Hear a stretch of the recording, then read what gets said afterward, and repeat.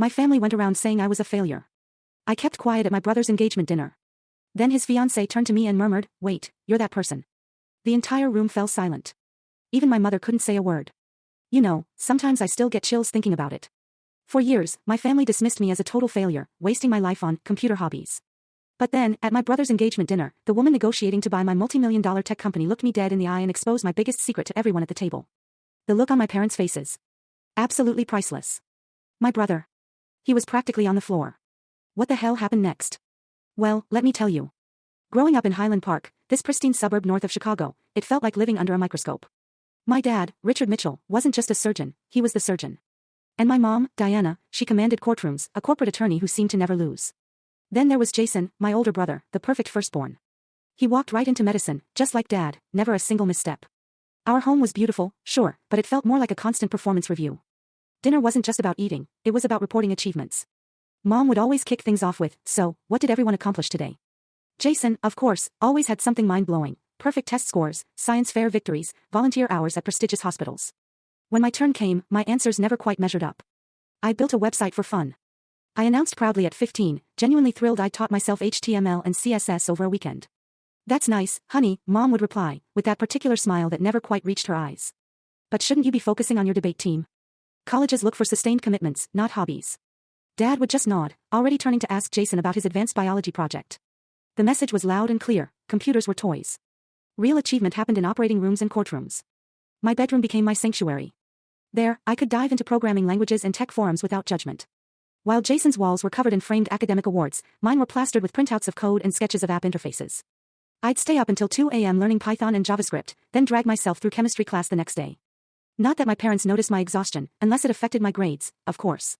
When I was 16, I developed a program that helped organize my school's massive annual fundraiser. Mrs. Winters, the event coordinator, was genuinely amazed when my software cut their planning time in half.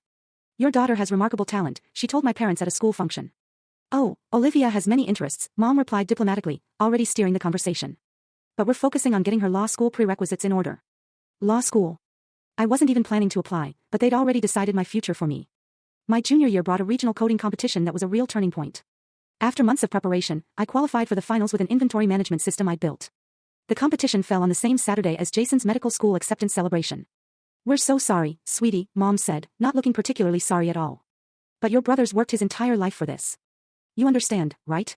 Maybe next time." I competed alone. The only student without family support. And I won first place. The judges, professional software engineers, told me I had natural talent and vision beyond my years. I came home clutching my trophy to find our house full of relatives toasting Jason. My achievement warranted a quick, "That's wonderful, dear," from Dad before he returned to toasting my brother. That night, something shifted inside me. A quiet, fierce resolve. I would succeed on my own terms. I would build something they couldn't dismiss or minimize, something that would force them to see me.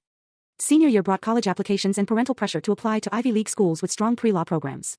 Instead, I applied to state universities with excellent computer science departments. When my acceptance to Illinois Tech arrived along with a generous merit scholarship, my parents reacted as if I'd announced plans to join the circus. "You're throwing away your potential," Dad said, disappointment thick in his voice. "Your test scores could get you into Yale," Mom questioned, her voice rising. "Computer science. That's not a field for someone of your capabilities." What they really meant was, that's not a field worthy of a Mitchell. Jason, home from his first year of medical school, tried to mediate in his well-meaning but utterly condescending way. "Maybe it's just a phase, Mom. Let her get it out of her system before law school." I left for college that fall with their expectations weighing on me, but also with a lightness I hadn't felt before. Finally, I could immerse myself in what I loved without constant judgment. What my family called failure, I recognized as the first step toward finding my own path. College was liberation. At Illinois Tech, I wasn't the daughter squandering her potential on computer games. I was Olivia, the student professor singled out for her innovative approaches to programming challenges. For the first time, I found myself surrounded by people who spoke my language and valued what I could do.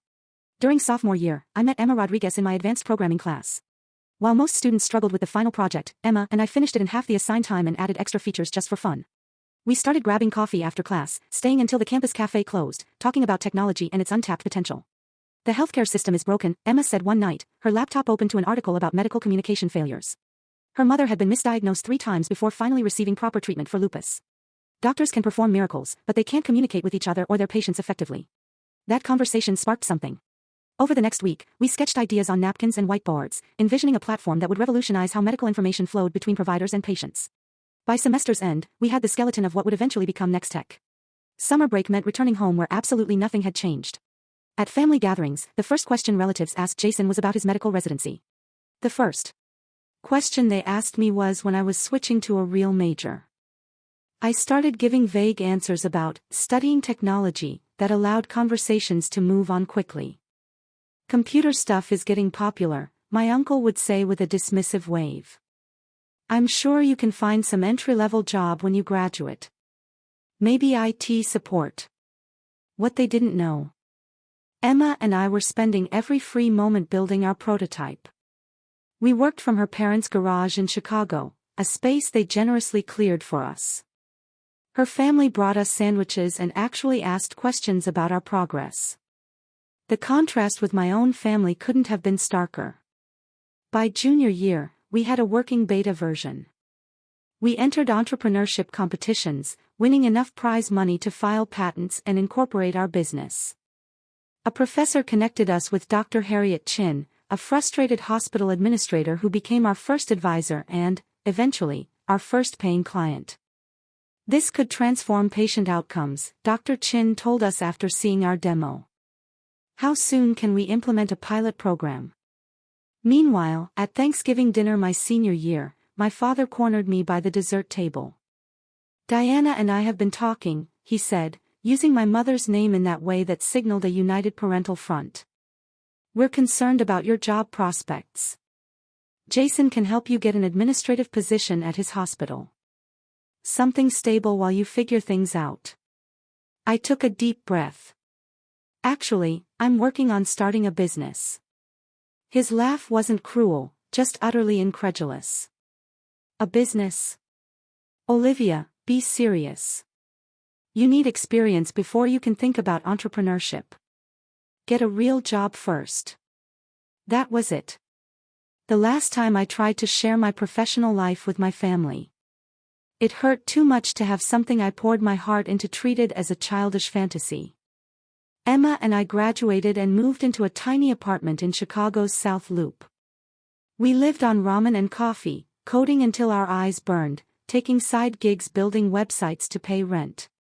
Our first office was a corner desk at a co-working space we could barely afford.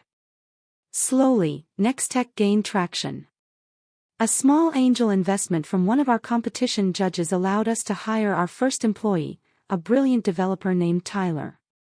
We landed a contract with a regional medical center, then another with a network of outpatient clinics. When I called home, conversations remained superficial. Work is fine, I'd say when asked. They never pressed for details, assuming fine meant I was getting by in some entry-level tech support role. At Christmas that year, Jason announced his engagement to a pharmaceutical sales representative. My parents beamed with pride while relatives asked about wedding plans. Later, my mother found me alone in the kitchen. You know, Olivia, she said, refilling her wine glass. Jason's friend Mark is single. He's finishing his residency in neurology. I could arrange an introduction. The subtext was clear. At least I could marry success if I couldn't achieve it myself. What my family didn't see was that our user base was growing exponentially. Hospitals were reporting reduced errors and improved patient satisfaction. Medical journals were beginning to take notice of our platform's impact. We need to talk about scaling, Emma said one morning, spreading investor meeting invitations across our desk. We can't keep up with demand. By the time I turned 26, Nextech had 30 employees and had raised $5 million in venture capital. I had moved into a modest but beautiful apartment overlooking Lake Michigan and could afford to pay off my student loans. Still, when I visited my parents, I drove my old college car and wore simple clothes, allowing them to maintain their narrative about my struggle. It wasn't entirely about proving them wrong anymore. It was about protecting something precious from people who had never valued it. I wanted success on my terms, not as a concession that my path was valid. The distance between my two worlds grew. In one, I was a rising tech entrepreneur whom industry publications were beginning to notice. In the other, I was the daughter who had failed to live up to her potential. The cognitive dissonance was sometimes overwhelming. In tech circles, I was becoming known as the ghost founder, the brilliant but camera-shy woman behind Nextech's revolutionary platform. The mystery only enhanced my reputation. The email from Memorial Health System arrived on a Tuesday morning in April. I read it 3 times before calling Emma into my office. They want to implement Nextech across their entire network, I said, my voice barely above a whisper. 27 hospitals in 3 states. Emma collapsed into the chair across my desk. That's the largest healthcare provider in the Midwest, I finished. We'd been building toward this moment for years, but actually reaching it felt surreal. The contract would multiply our revenue tenfold and establish us as a major player in health tech. Within hours, our phones were ringing with calls from other hospital systems interested in what Memorial had seen in us. The following month brought our first acquisition offer from a larger tech company, $30 million. Emma and I sat in a sleek conference room listening to executives twice our age explain why we should take the money and work for them. It's a generous offer, Emma said as we walked back to our office. It is, I agreed, and we're turning it down. We both knew Nextech was worth more than money. It was about building something that actually helped people, something that mattered. We weren't ready to give up control.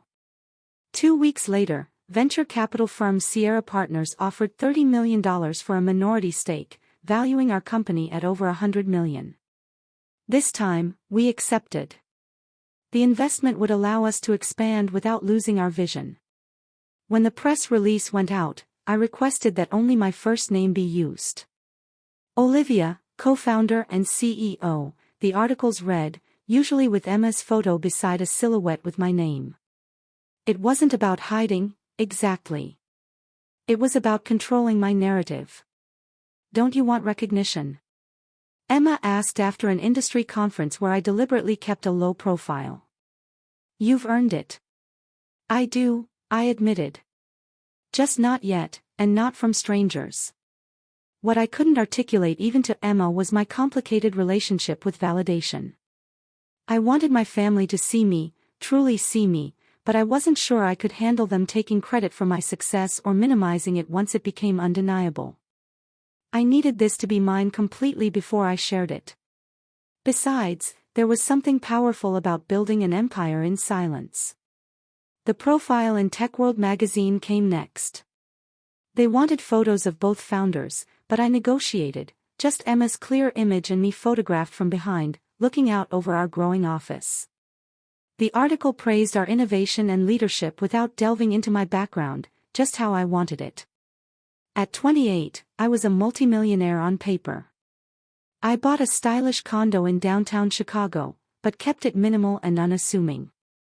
When relatives asked about my apartment, I described it vaguely as a small place with roommates, allowing them to believe I was still struggling. My circle of trust remained tiny. Emma knew everything, of course. My assistant, Kayla, understood the family situation after organizing one too many declined invitations to Mitchell family events. My therapist, Dr. Winters, helped me process the conflicting emotions of success without recognition. What are you waiting for? Dr. Winters asked during one session. What would make it the right time to tell them? I considered the question seriously. I want it to be so undeniable that they can't explain it away. So big that they can't take credit for it or tell me I just got lucky. And I want to be completely at peace with never getting their approval. So if they still don't give it, I'll be okay. Dr. Winters nodded thoughtfully. And are you working toward that peace? Every day, I said. And I was building. Nextech wasn't just about creating innovative technology, it was about creating myself. Separate from the expectations that had defined my early life. The irony wasn't lost on me that my brother had followed our father into medicine, yet I was the one revolutionizing healthcare. Nextech was now being used by over 200 medical facilities nationwide. Studies showed it reduced communication errors by 43% and improved patient satisfaction scores by 38%.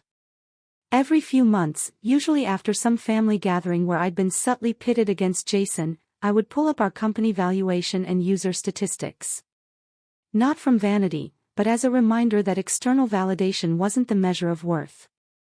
The numbers helped ground me when old insecurities threatened to resurface. Then came the rumors of a potential acquisition by Horizon Health Technologies, one of the largest health software companies in the country. Their initial outreach was tentative, feeling out whether we might entertain an offer after turning down several others. "They're talking $200 million minimum," Emma said after an exploratory lunch with their development director. $200 million. A figure that would make headlines. A figure that would be impossible for even my achievement-oriented family to dismiss. Part of me wondered if this might finally be the moment to step out of the shadows. But another part hesitated. Was I really ready for my worlds to collide? What would it mean to suddenly be seen by the people who had spent a lifetime looking past me? I didn't have much time to consider these questions. Life was about to force my hand in the most unexpected way. The call from my mother came on a Sunday afternoon as I was reviewing quarterly projections. "Olivia, wonderful news," she announced without preamble. "Jason and Sophia have set a date. Labor Day weekend. They're planning an engagement dinner next month at Bluebird. You'll need to clear your calendar." Bluebird was Chicago's newest Michelin-starred restaurant. Impossible to get into without connections or a 3-month wait. Clearly, Jason was pulling strings through his hospital board contacts. "That's great," I said, genuinely happy for my brother despite our complicated relationship. "I'll be there." "Wonderful." My mother's voice shifted to a more critical tone. "And Olivia, it's a very upscale event. Perhaps we should go shopping for something appropriate. I noticed at Christmas your wardrobe is still very collegian." I glanced down at my designer silk blouse and tailored trousers. An outfit that had cost more than most people's monthly rent. Not that my mother would know. "I'll find something suitable, Mom, don't worry." "Well, if you're sure." The doubt in her voice was unmistakable. "Sophia works for some big technology company. Very impressive woman. Executive track. Everyone will be dressed to impress." The irony of her concern almost made me laugh. Instead, I took a deep breath. What technology company does she work for? "Oh, something about health systems. Horizon something. I don't recall exactly. Jason says they're very important in their field." My heart skipped a beat. Horizon Health Technologies.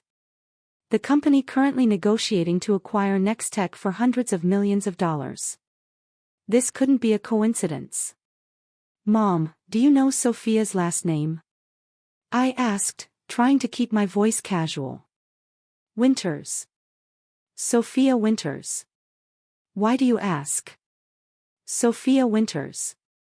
The name wasn't familiar from our acquisition talks, but Horizon was a massive company with thousands of employees. Still, the connection was unsettling. After hanging up, I immediately called Emma. "You're not going to believe this," I said, explaining the situation. "My brother is engaged to someone from Horizon." "That's quite a coincidence," Emma replied carefully. "Do you think it will complicate the acquisition?"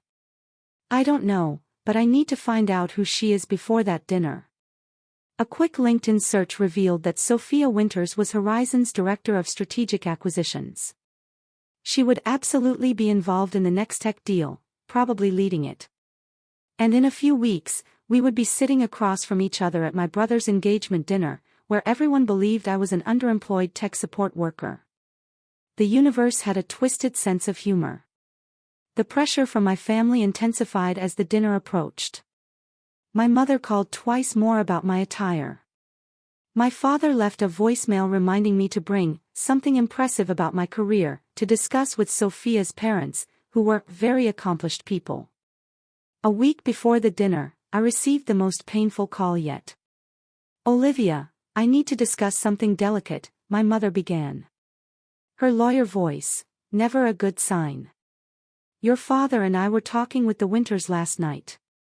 They asked about you, and well, Jason mentioned you were between jobs. My stomach tightened. I'm not between jobs, Mom. Well, that little computer help desk position wasn't exactly something to highlight. Jason was just trying to smooth things over. The point is, Sophia's father knows someone at Apple who might be hiring entry-level IT staff. Isn't that wonderful? We could finally get you on a proper career track. The casual dismissal of my work, the assumption that I needed rescuing, the complete lack of curiosity about what I'd been doing for the past 5 years, it all crashed over me in a wave of frustration. Mom, I appreciate the thought, but I'm satisfied with my current position. My voice was tight with controlled emotion. Don't be proud, Olivia. This is a real opportunity. We all have to start somewhere. After hanging up, I called Rachel, my childhood friend, who had recently moved back to Chicago. Unlike my family, Rachel had always supported my ambitions, even when she didn't fully understand them. Over the years, she'd become one of the few people who knew the truth about Next Tech. They set you up for a pity job interview.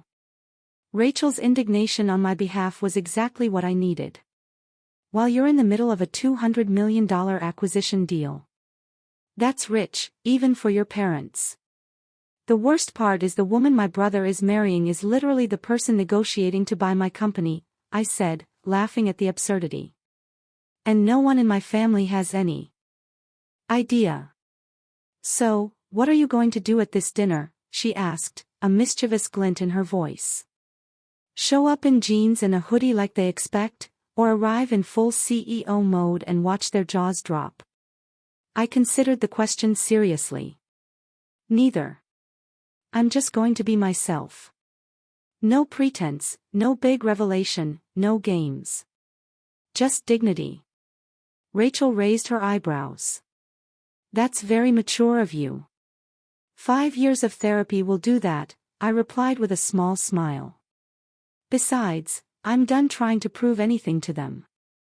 If they find out, they find out. I'm not going to hide, but I'm not going to perform either. The night before the dinner, Horizon's final acquisition offer arrived, $215 million, with conditions that would keep Emma and me at the company for at least 3 years post-acquisition. We were officially on the verge of becoming centimillionaires. As I selected a simple but elegant black dress for the dinner, I felt strangely calm. Whatever happened tomorrow night, I knew my worth now. No one could take that away from me. Bluebird Restaurant lived up to its reputation. Crystal chandeliers cast a warm glow over blue velvet banquettes and tables set with gleaming silver. A wall of windows overlooked the Chicago River, the city lights reflected in its dark surface. I arrived exactly on time, not early enough to help with arrangements, as my mother had suggested, nor late enough to make an entrance.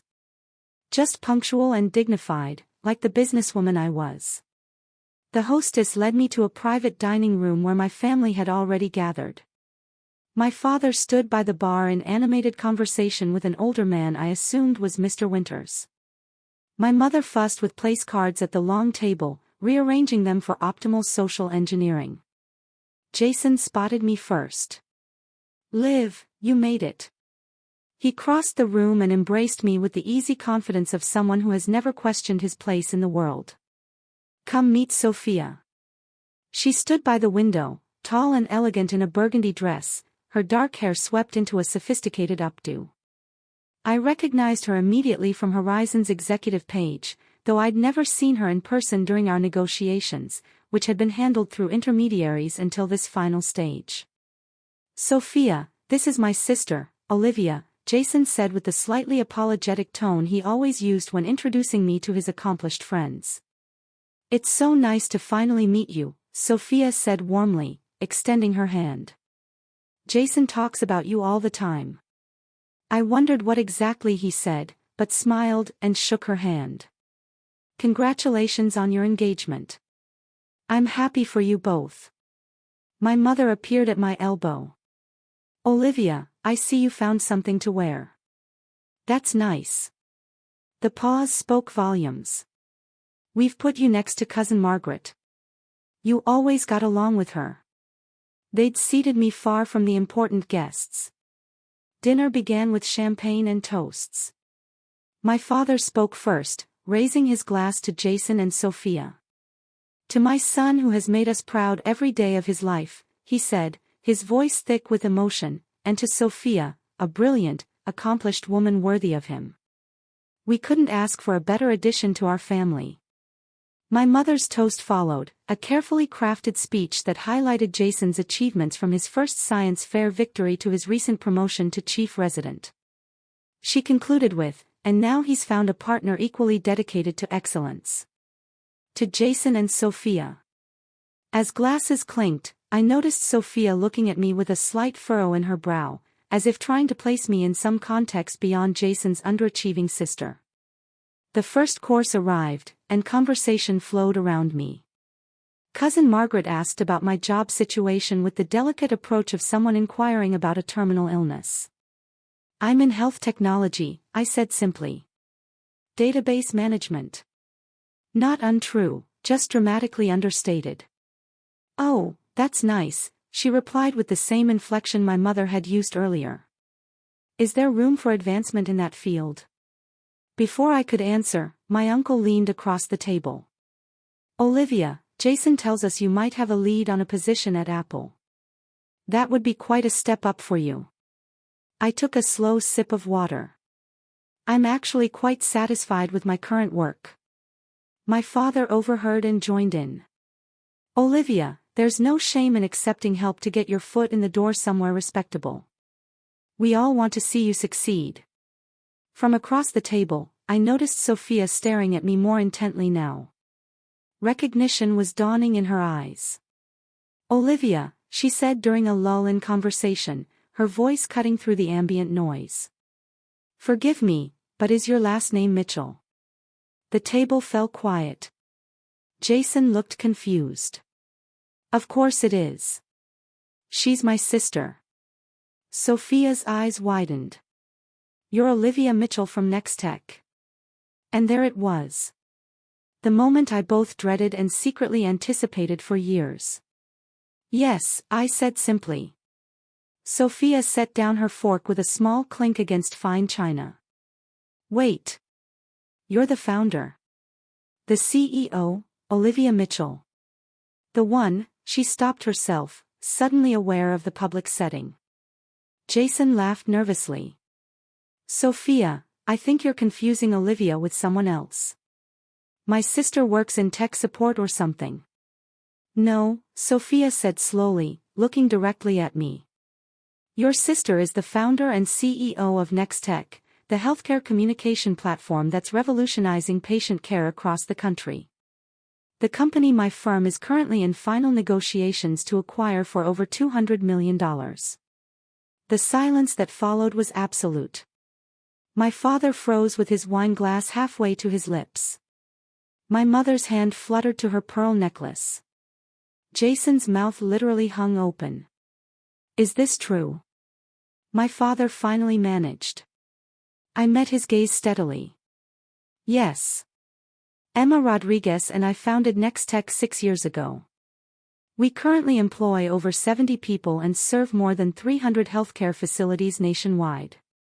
But why wouldn't you tell us?" My mother looked genuinely bewildered. Before I could answer, Sophia continued, her professional demeanor giving way to genuine enthusiasm.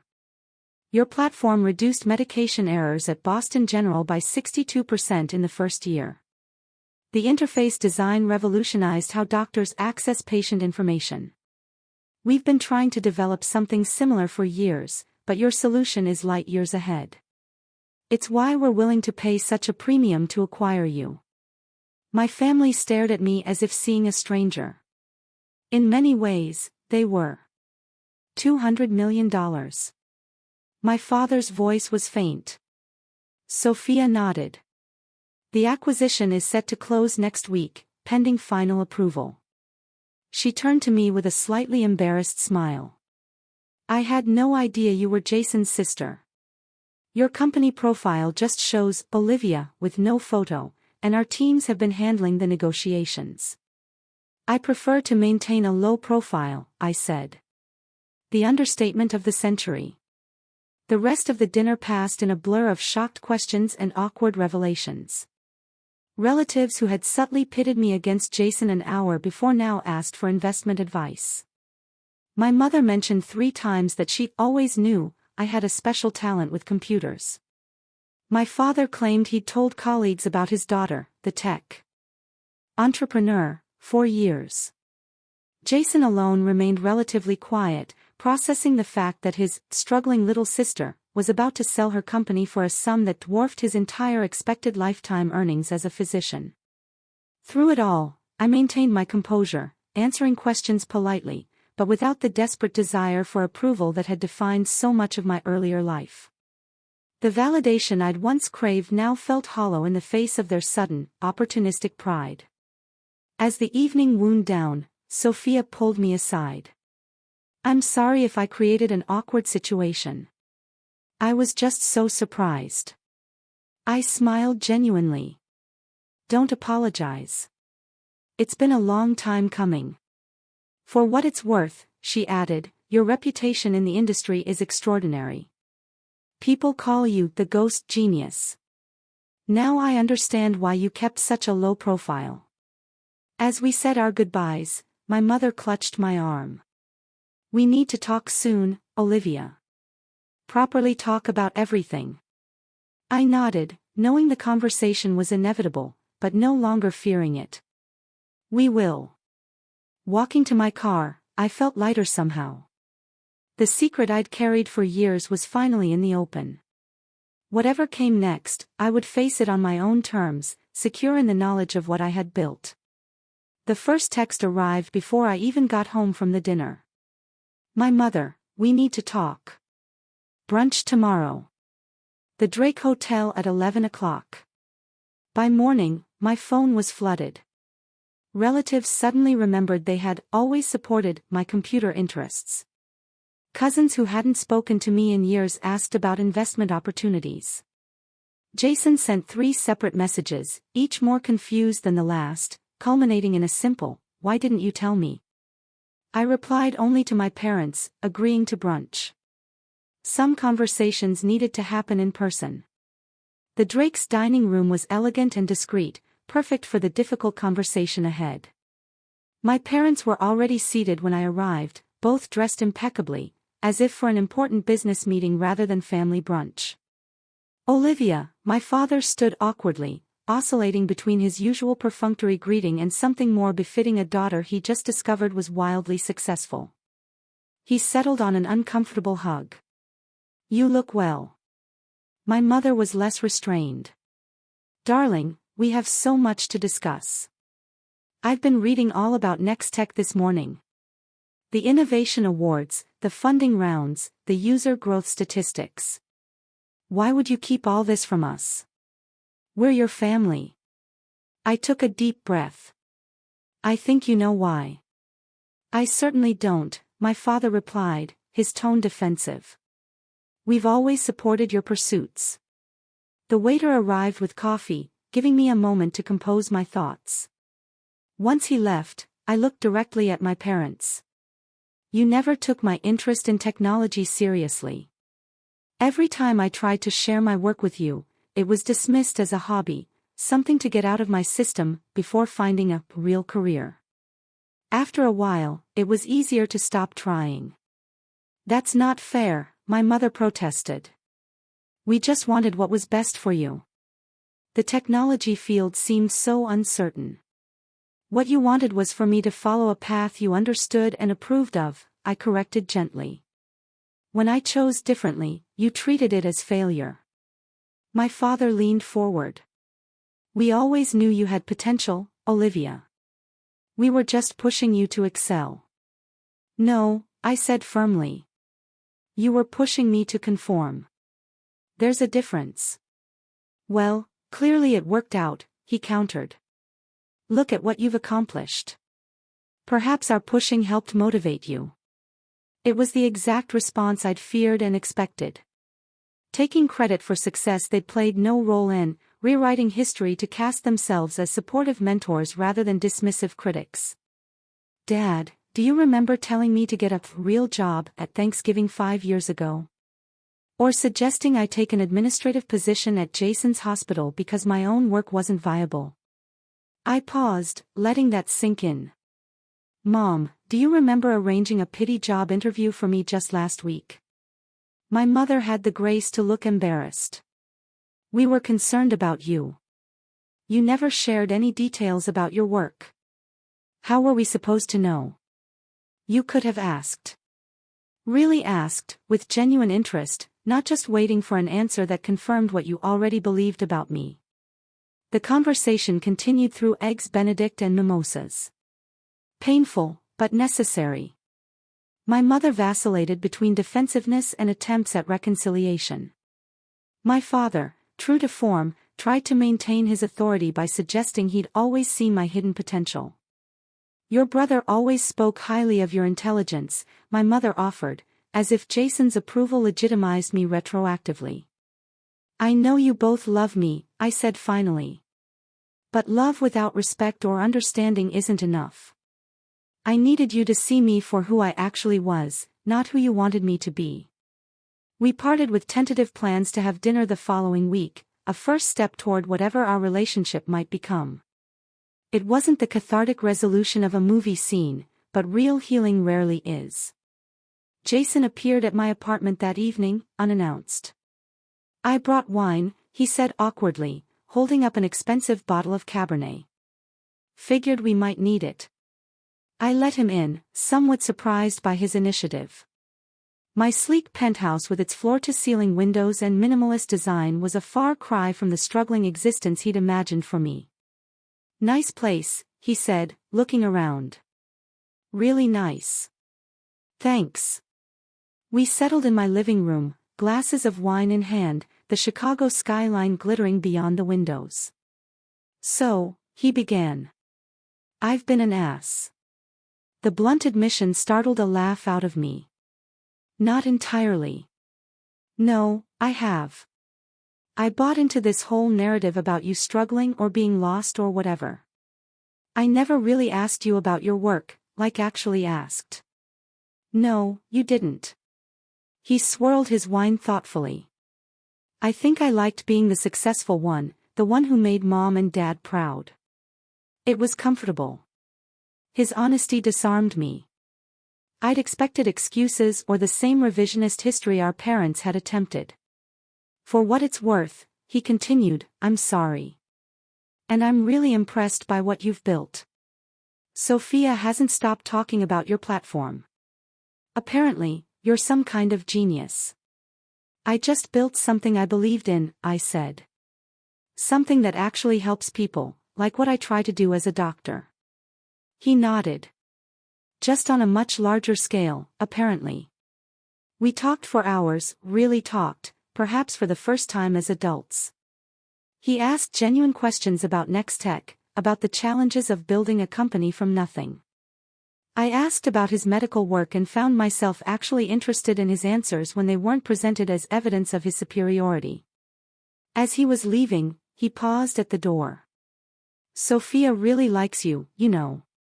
She was mortified about outing you at dinner, but she's hoping you two might become friends, especially if you'll be working together after the acquisition.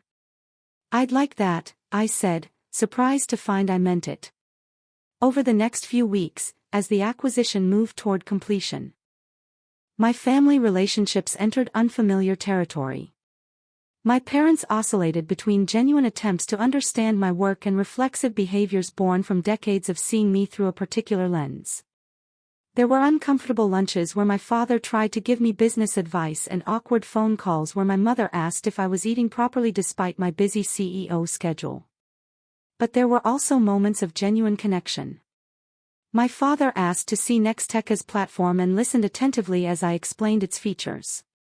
My mother admitted that she'd never really understood technology but was proud of what I'd created. Small steps, but meaningful ones. The most unexpected development was Sophia's role in bridging the gap between my worlds. As both my future sister-in-law and my professional colleague, she had a unique perspective on the Mitchell family dynamics. "Your parents are trying," she told me over coffee one afternoon. "They just don't have the vocabulary for this version of success. They're learning a new language." "A language you seem to speak fluently," I observed. She smiled. "I grew up with parents who measured worth by academic degrees and professional titles. It took me years to realize there are many paths to a meaningful life. Maybe I can help translate a bit." And she did, gently educating my family about the tech industry, contextualizing my achievements in terms they could understand, and occasionally giving them a reality check when they slipped into old patterns. Her efforts weren't always successful, but they helped ease the transition to our new reality. The acquisition closed on schedule, transforming Emma and me into centimillionaires overnight. The press release mentioned both our full names and included professional photos. My first public acknowledgement as Nextech co-founder. The ghost genius was finally stepping into the light. 6 months after my brother's engagement dinner, life had found a new rhythm. The Nextech acquisition had closed successfully, and I now led the innovation division at Horizon Health Technologies. Our platform was being implemented in hospitals across 3 continents, with Emma overseeing international expansion. My office overlooked the Chicago River, its waters reflecting the changing seasons. Today, spring sunshine glinted off its surface as I finished a conference call with our development team in Singapore. A text from Sophia interrupted my workflow. "Reminder, dinner at your place tonight. I'm bringing that wine you liked. Jason says he's making dessert, so expect emergency cupcakes from the bakery when he inevitably burns something." I smiled. These casual family dinners had become a monthly tradition, something I would have found unimaginable a year ago. Sometimes my parents joined, sometimes it was just the 3 of us. But the easy camaraderie that had developed between Sophia, Jason, and me was something I treasured. Working with Sophia had accelerated our friendship. Her straightforward approach to business matched my own, and her insights into my family dynamics proved invaluable. She understood my parents in ways I sometimes couldn't, identifying the insecurities beneath their controlling behaviors. "Your dad didn't dismiss your tech career because he thought you'd fail," she observed once. "He dismissed it because he didn't understand it. And Richard Mitchell hates not understanding things." My relationship with Jason had transformed most dramatically. Without the hierarchy of successful doctor and struggling sister, we discovered common ground. Both of us were driven, detail-oriented perfectionists who genuinely wanted to improve healthcare. Now we traded ideas instead of judgments. My parents were trying. That was the most accurate description. We had established new boundaries, with my mother no longer offering unsolicited advice about my appearance and my father making visible efforts to ask questions about my work without immediately suggesting improvements. Our weekly Sunday calls were no longer exercises in evasion, but actual conversations. Not always easy ones, but real nonetheless. My mother had even visited Nextech's offices, her initial awkwardness giving way to genuine pride as employees greeted me with obvious respect. The healing wasn't just external. The acquisition had given me the freedom to focus on my own well-being in ways I'd neglected during the startup grind. Regular therapy sessions with Dr. Winters helped me process the complicated emotions around my family's sudden recognition. "You spent years protecting yourself from their judgment," she noted during one session. "Now that protection isn't necessary in the same way, but the habits remain. It's okay to let some of those walls down gradually." I'd taken her advice, not just with family, but in building a broader support network. Rachel remained my oldest and most trusted friend, but I'd also connected with other women entrepreneurs through mentoring programs and industry events. The isolation that had characterized my early career had given way to a chosen family of people who understood both my work and my journey. One particular source of joy was mentoring young women in technology. Once a month, I hosted workshops for high school girls interested in STEM fields, sharing not just technical knowledge, but the emotional resilience needed to pursue unconventional paths. My parents think computer science is just a hobby, one 15-year-old told me, echoing my own experience. They want me to become a lawyer like my mom. What do you want? I asked. To build things that matter, she replied without hesitation. Then build them, I said, sharing resources and encouragement. Find the people who believe in your vision, even if they're not your family, and keep the door open for your parents to understand later. That evening, as I prepared for dinner with Jason and Sophia, I reflected on how far I'd come. The external validation I'd once craved had arrived in abundance: industry recognition, financial success, even family acknowledgement. But I discovered something more valuable along the way: the ability to validate myself. Jason arrived first, bearing both a homemade chocolate cake that looked surprisingly edible and the emergency bakery cupcakes Sophia had predicted. I hedged my bets, he admitted with a laugh. But I'm getting better. Only set off the smoke alarm once this time. Sophia arrived with wine and news about their wedding plans. As we gathered around my dining table, the conversation flowed easily from work to wedding to family gossip. Mom's actually reading books about technology startups, Jason reported. I found tech founders under 30 on her nightstand last week. Better late than never, I said without bitterness. Later, as we moved to the living room with coffee and dessert, Sophia asked a question that caught me off guard. Do you ever wish things had been different? That your family had recognized your potential from the beginning? I considered carefully before answering. Of course, sometimes it would have been easier, less painful. But I'm not sure I would have built the same resilience or clarity of purpose. I learned to believe in myself when no one else did. That's a powerful foundation. Plus, Jason added with newfound self-awareness. If Mom and Dad had been fawning over your tech career, I might have grown up even more insufferable than I was. We laughed, the sound floating out over the city lights. The journey wasn't over. Family relationships are never truly fixed, but rather continuously evolving. There would be more difficult conversations, more moments when old patterns threatened to reassert themselves. But something fundamental had shifted. I no longer needed my family to see my worth in order to know it myself. That freedom allowed me to accept their growing appreciation without desperation, to forgive past dismissals without forgetting the lessons they taught me, and to build relationships based on who we were becoming rather than who we had been. Success isn't measured by recognition, but by impact. By that standard, Nextech had succeeded beyond my wildest dreams, improving patient outcomes and healthcare communication for thousands.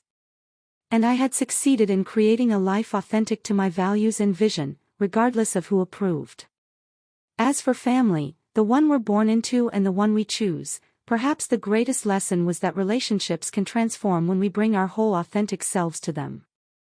Not everyone will celebrate your path, but those worth keeping in your life will eventually learn to see you clearly.